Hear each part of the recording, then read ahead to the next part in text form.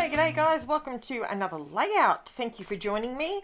I am getting into the Christmas spirit. I'm loving all these different Christmassy bits and pieces that I've found around the traps. This is a cut apart sheet that I got from at my local craft store and my scrapbooking, craft, all that sort of stuff store. And it is a, let me see, it's an A4 cut apart sheet. It's called KOALA Christmas and it's made by MISSY Crafts. I absolutely adore. I don't know where I've been, but honestly, these layouts, these papers are just, to die for. MISSY Crafts. It's an Aussie company, Australian made. So keep your eyes peeled for them because honestly, they are stunning. So I fussy cut some koalas. Now, I didn't know how I was going to use these koalas because as you know, I don't usually do the paper piecing little cartoony character thing very much. But I thought I really wanted these koalas to be on the page, make this very Australiana sort of vibe. And the background sheet of paper that I'm using, that you saw me tear the bottom off, that is actually a Studio 73 paper, and it's the Santa's Little Helper collection, and this one is called Merry Christmas, and it's got a number on it. I'll have all this listed in the description below. If you're new to my channel, every single layout that I post, every single process video that I post, feel free to scrap lift. And if you do and you have your own channel, just tag me in it because I'd love to see your take on my creations. I don't usually follow a sketch. I am absolutely hopeless at following a sketch. I prefer to just let my creativity run with it and see where it takes me. So this particular layout it turns out really cute and I absolutely adore it. Now, the background paper from Studio 73 has cockatoo. It's got a cockatoo, it's got a galah, it's got a couple of possums, and then just a heap of ferns and baubles and pine. They look more, to me, they're not ferns. They're more like pine tree sort of sprigs chucked in there. A couple of Merry Christmas, few poincianas, and it's the way it's done in that sort of garland across the top. I love it. Now, originally, when I got this paper, I was actually going to cut the cockatoo off the top and just use the top part of the garland because can you see how it's above the garland, it's a lighter wood, and below the garland, there you go. Now I've moved it back in shot there. You can actually see it. See how it's a lighter wood above and then darker below. That initially sort of threw me off a little bit. I thought, maybe I want to fussy cut along the top there, but I didn't want to lose the cockatoo because we have lots of cockatoos where I live. And, you know, if you're not seeing the galahs out eating the seeds in the afternoons, you are without a doubt going to see at least 10 or 15 cockatoos every single day in and around where I live. So I decided to leave it on there, and what I decided to do is fussy cut all these little koalas, and I thought they were absolutely adorable. And I ended up inking around them. Now, I wasn't going to do that, but I felt like they needed to be sort of popped up a little bit just so they weren't just blending into the background. And so I went around it with some, what ink did I use? Walnut stain. It's my go-to. It's my jam. I love, when it comes to the browns in the Distress Oxide range, I will 99% of the time, it will be walnut stain that I use or ground espresso. They're the two main ones that I use. Vintage photo, to me, I know a lot of people use it, and I might, you know, everyone each their own. This is just my opinion.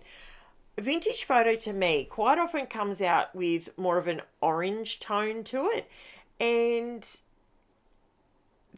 I'm not drawn to that in a wood effect. Like I personally prefer the deep, dark woods, you know. I don't even know what they actually are, but off the top of my head, but I prefer a walnut. I prefer a darker, you know, like the ground espresso brown.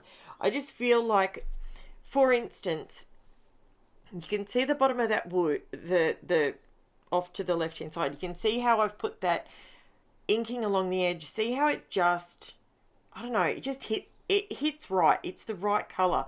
Now I'm doing a little bit of paper weaving here. There's nothing hard about it. You can see it's just literally alternating which two strips you lift up and which ones you slide them under. They're not meant to be. I'm sort of creating a fence, but a rickety old looking fence. That's what I'm creating.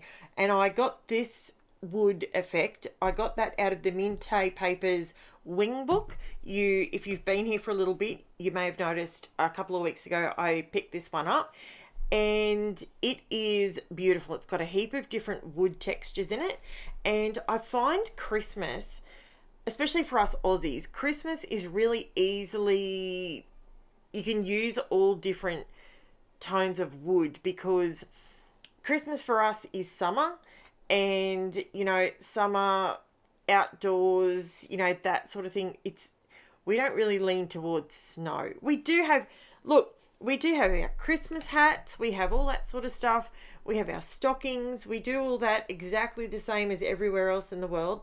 But here I'm just brushing over some of the brown ink just to grunge it up just a little bit. See how it's going on that white paper, that white paper? The koalas cover a lot of that, so don't stress about that. What I'm going to do is I go along, I add some foam tape to the back of my little faux fence, and fence basket, however you want to look at it. Initially I was thinking of doing some kind of basket in the bottom, but then I thought, no, it makes more sense. Being with the koalas, it makes more sense for it to be a fence. Don't worry, your video is not broken. I was just grabbing something else. Now, so I raise the fence up and I go to town and I just put it down. Now I did decide that I needed a little bit of color on that bright white, because a lot of it sort of was showing through. Now always remember, whenever you're using a mixed media, whether it's an ink like I've just done there, you're only going to see the tiniest part of it. Oh, I'm so sorry. That was so rude. I'll explain in a minute why I'm yawning. Taylor's finally got herself a job, which is amazing. She has, if you're new to my channel, she has Asperger's, and she has struggled with her anxiety and depression stuff since leaving high school. And she's finally found a job that she actually likes and that she's able to do. She doesn't have to count money. She doesn't have to deal with customers. And yeah, so she's doing some traffic controlling, which is fantastic. So she's off doing that, but she has to get up at 4 a.m. to get there on time. So I've got to tell you, the mama bear in me is getting up to make sure she gets going and gets it all done. I know she's 24, I get it, but it's okay. In the next couple of weeks, she'll just be able to just get up all by herself, and hopefully she doesn't have to start at 4 o'clock, get going at 4 o'clock every day. So, yeah, so I'm just adding my little koalas down now. I did need one more little koala. I just felt that corner needed just one more in there. Now, the ones that I've put on here, they're all sort of like family. So this is the way I'm connecting the koalas to my layout. They all look like little members of my family. You know, I've got my two little kids. I've got Taylor. I've got Darren. I've got my mum, my dad, you know, my sister, my brothers, you know, sister-in-laws. They're all in there. So they're sort of my koalas. Now, here's where I came unstuck. I was going to leave these photos in their strip. But once I added the koalas, I couldn't slide the photos down behind them because, and this is what happens, if you don't plan out your layout, sometimes this happens. And don't stress, look, I fix it. It's okay, it's not a problem.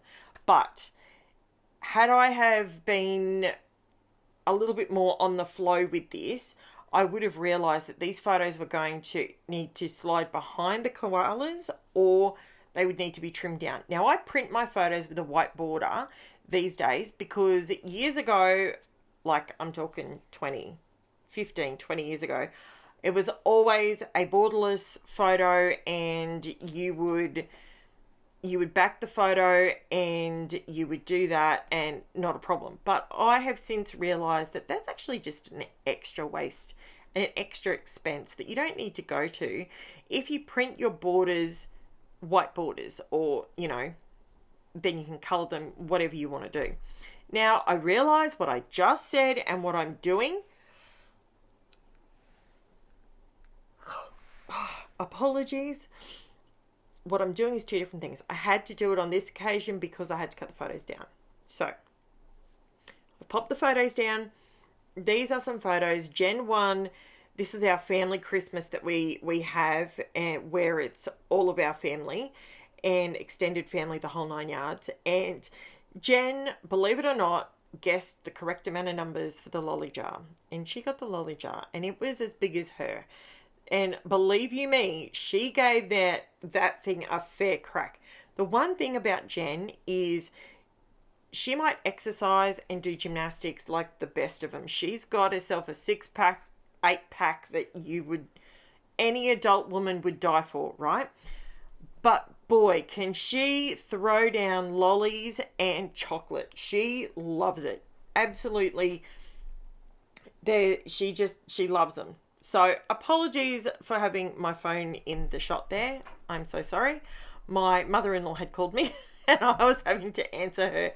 But I wanted to very quickly get these sequins down because I was trying to push to get a couple of layouts done. So I was talking to her while I was doing this. So apologies. And because she's hard of hearing, I have to hold the phone right next to my face. So now I'm just going ahead and adding in some liquid pearls and some sequins to make it all sparkly and pretty.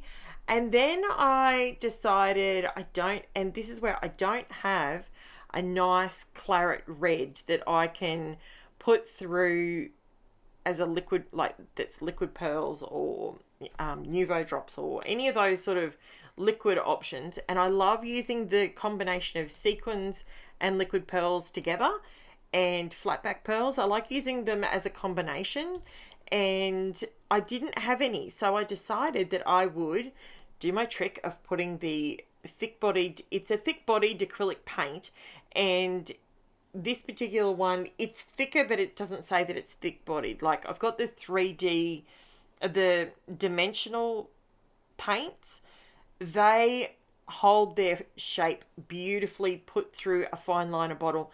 This holds its shape because I'm only putting a tiny dot on there.